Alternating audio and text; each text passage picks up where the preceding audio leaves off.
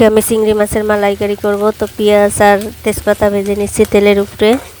তো এদিকে আবার নারকেলের দুধটা বের করে নিয়েছি, নারকেলটা কুড়িয়ে একটু পানি দিয়ে চিপে দুধটা বের করে নিয়েছি।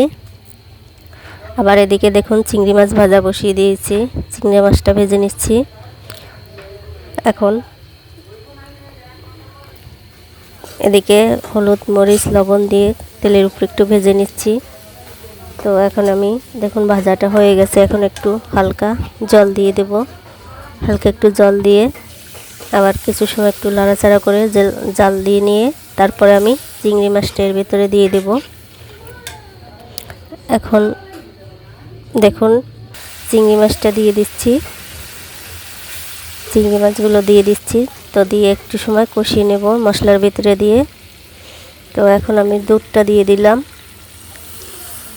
দুধ দিয়ে কিছু সময় জাল হলে পরে দেখুন হয়ে গেছে। তো এখন মশলা দিয়ে নামিয়ে নেব।